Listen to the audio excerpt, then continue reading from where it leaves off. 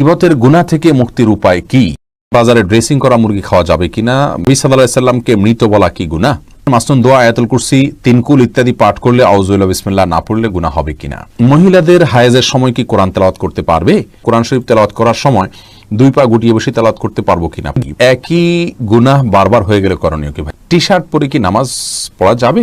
ইন্না লিল্লাহ কোন সময় বলতে হয়? শাহিন বিএম আপনি প্রশ্ন করেছেন, হুজুর টি শার্ট পরে কি নামাজ পড়া যাবে? ভাই শাহিন, টি শার্ট পরে আপনি সালাত আদায় করতে পারেন।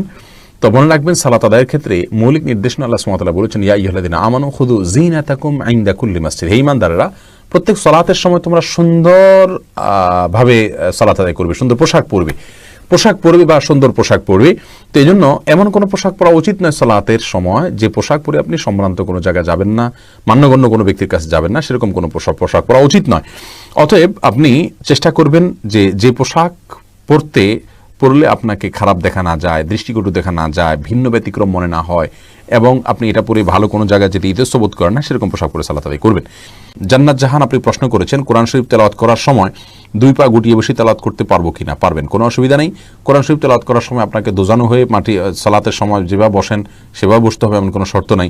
আপনি ইচ্ছা করলে আসন দিয়ে বসতে পারেন বা অন্য কোনোভাবেও বসতে পারেন, অসুবিধা নাই। কোরআনের প্রতি অসম্মান প্রদর্শন না হয় এরকম কিছু হলেই চলবে ইচ্ছাকৃতভাবে, কিন্তু আপনি আরাম করে বসাতে কোনো সমস্যা নাই, কোরআন হাদিসে কোথাও নিষেধ করা হয়নি।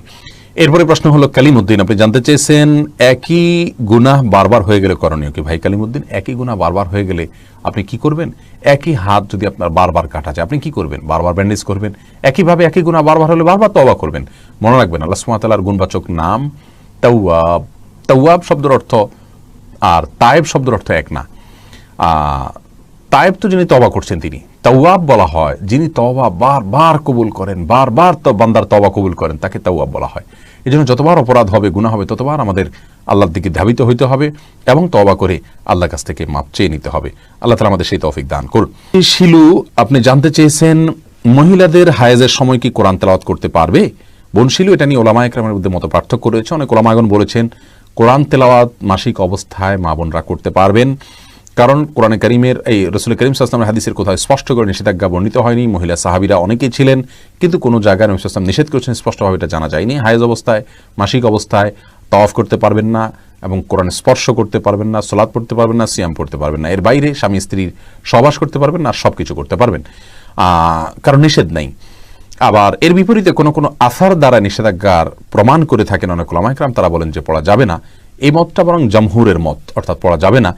তো এই জন্য না পড়ে আপনি যদি তেলাওয়াত শুনেন সেটা হবে সবচেয়ে নিরাপদ।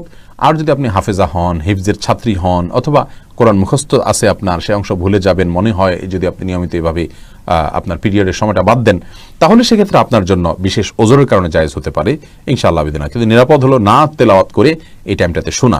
যদিও দলিলের দিক থেকে বেশি শক্তিশালী মনে হয় প্রথম মতটাকে, কিন্তু নিরাপদ হলো দ্বিতীয় মতটা, বিধায় না তেলাওয়াত করে শোনাটাই উচিত এবং বেশি উত্তম।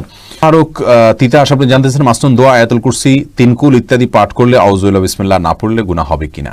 ভাই ফারুক, মাসনুন দোয়ার শুরুতে আউযুবিল্লাহি বিসমিল্লাহ পড়ার দরকার নেই, কারণ দোয়াগুলাই হলো আল্লাহর জিকির। সরাসরি আউযুবিল্লাহি বিসমিল্লাহ বলার উদ্দেশ্য আল্লাহর জিকির করা। তাছাড়া কোরআন হাদিসে কোথাও আমাদেরকে দোয়াগুলোর আগেই বিসমিল্লাহ পড়ার কথা বলা হয়নি, আউযুবিল্লাহর কথা বলা হয়নি। আল্লাহ সুবহানাহু ওয়া তাআলা এরকম নির্দেশ করেননি। কোরআনের ব্যাপারে শুধু বলা হয়েছে, আল্লাহ সুবহানাহু ওয়া তাআলা বলেছেন ওয়াইদা ক্রাআতাল কুরআন ফাস্তাইজ বিল্লাহি মিনাশ শাইতানির রাজিম, যখন কোরআন পড়বে তখন আউযুবিল্লাহি মিনাশ শাইতানির রাজিম পড়ে নেবে। আর নবী সাল্লাল্লাহু আলাইহি সাল্লাম প্রত্যেকটা সূরার আগে বিসমিল্লাহ পড়েছেন। সেই হিসাবে আমরা সূরার আগে যখন পড়বো তখন বিসমিল্লাহ পড়বো, আর তেলাওয়াত যখন শুরু করব প্রথমে তখন আউযুবিল্লাহ পড়বো এবং সূরা শুরু হলে বিসমিল্লাহও পড়বো। আর যদি সূরা শুরু না হয়, মাঝখানে হয়, তাহলে শুধু আউযুবিল্লাহ পড়বো, যেহেতু শুধু আউযুবিল্লাহ করার নির্দেশ করা হয়েছে। কিন্তু জিকির আজকার শুরুতে আউযুবিল্লাহি বিসমিল্লাহ পড়ার কথা বলা হয়নি, দুরূদের শুরুতে বলা হয়নি, বিধায় আমরা সেগুলো পড়বো না। আর সকাল সন্ধ্যার আজকার যেগুলো পড়বো সেগুলো যখন শুরুতে পড়বো আয়াতুল কুরসি অথবা তিনকুল, তখন অবশ্যই আমরা আউযুবিল্লাহি বিসমিল্লাহ নিয়ম অনুযায়ী সেখানেও পড়বো, কারণ এগুলো কোরআনের আয়াত, যদিও জিকির হিসেবে পড়া হচ্ছে। গুলশান আশা, আপনি জানতে চেয়েছেন নবী সাল্লাল্লাহু আলাইহি সাল্লামকে মৃত বলা কি গুনাহ? বোন গুলশান, রাসূল করিম সাল্লাল্লাহু আলাইহি সাল্লামকে মৃত বলা এটা গুনাহ নয়। আল্লাহ সুবহানাহু ওয়া তাআলা নিজেই বলেছেন ইন্নাকা মাইয়িতুন ওয়া ইন্নাহুম মাইয়িতুন। ইন্নাকা মাইয়িত এর অর্থ হলো হে রাসূল, নিশ্চয়ই আপনি মাইয়িত। মাইয়িত মানে কি? মৃত বা মরণশীল। তো নবী সাল্লাল্লাহু আলাইহি সাল্লামকে আল্লাহ সুবহানাহু ওয়া তাআলা যদি মরণশীল বলতে পারেন, মাইয়িত বলতে পারেন, তো আমরা মৃত বলতে অসুবিধা কোথায়? হ্যাঁ, আম্বিয়া আলাইহিমুসসালাম তারা আলমে বারজাখে বিশেষ হায়াত উপভোগ করেন, যেটা একেবারে আমাদের মতো স্বাভাবিক জীবন যাপন করা বা স্বাভাবিক জীবন আপনার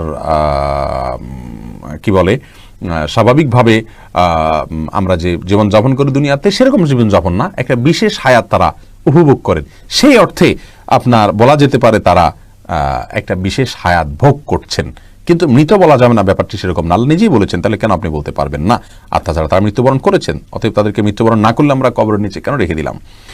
এমডি টুটুল হক আপনি জানতে চেয়েছেন ইন্না লিল্লাহ কোন সময় বলতে হয়, দয়া করে আলোচনা করলে ভালো হয়। ভাই টুটুল, ইন্না লিল্লাহ পড়ার ক্ষেত্রে ইসলামী শরিয়ার দৃষ্টিকোণ হলো আল্লাহ সুবহানাহু ওয়া তাআলা কোরআনে কারিমে বলেছেন ওয়াল্লাযীনা ইযা আসাবাতুহুম মুসিবা ক্বালু ইন্না লিল্লাহি ওয়া ইন্না ইলাইহি রাজিউন। অর্থাৎ নেককার ভালো মানুষদের একটা বড় আলামতের জায়গা হলো যে তারা কোনো মুসিবতে পড়লে বলে ইন্না লিল্লাহি ওয়া ইন্না ইলাইহি রাজিউন। অতএব আয়াত থেকে বোঝা গেল যে ইন্না লিল্লাহি ওয়া ইন্না ইলাইহি রাজিউন এটা আমাদের বিপদে আমরা পড়ব, যখন মুসিবত হবে, কোনো সমস্যা দেখা দিবে আল্লাহ না করুন, ওই সময়টাতে আমরা ইন্না লিল্লাহি ওয়া ইন্না ইলাইহি রাজিউন পড়ব।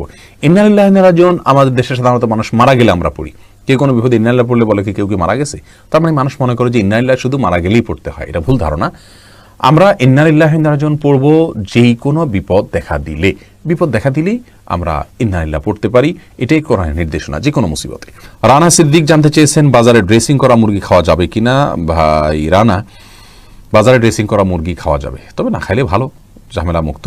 অনেক ওলামা ইকরাম নিষেধ করেন, এই জন্য তারা বলেন যে পানিতে চুবানো হয় ড্রেসিং করার জন্য, সেই পানিটাতে যখন চুবানো হয় নাড়ি বুড়ি যদি ভিতরে থাকে, তাহলে সিদ্ধ গরম পানিতে ওটা চুবানো হলে ওই নাপাক যেগুলো নাড়ি বুড়িতে আছে পায়খানা ইত্যাদি সেগুলো গোশতের সাথে মিশে যেতে পারে, এই জন্য নিষেধ করেন।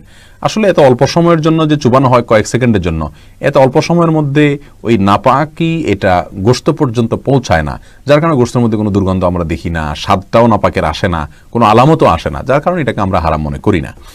তারপরেও যেহেতু আমাদের ইখতিলাফ আছে, মতপার্থক্য আছে, যদি এটা অ্যাভয়েড করা যায়, বিকল্প পন্থা করা যায়, সেটা বেশি ভালো। অর্থাৎ নাড়ি বুড়ি ফেলে দিয়ে তারপরে ফ্রেশ পানিতে চুবাই ড্রেসিং করলেন, তাহলে কোনো সমস্যা নেই। জহিরুল ইসলাম জানতে চেয়েছেন গীবতের গুনাহ থেকে মুক্তির উপায় কি। ভাই জহিরুল ইসলাম, গীবতের গুনাহ থেকে মুক্তির উপায় হলো যার গীবত করেছেন তার জন্য আল্লাহর কাছে মাফ চাইবেন, ইস্তেগফার করবেন, আল্লাহ আমার ভাইকে মাফ করুন, তার প্রতি রহম করুন।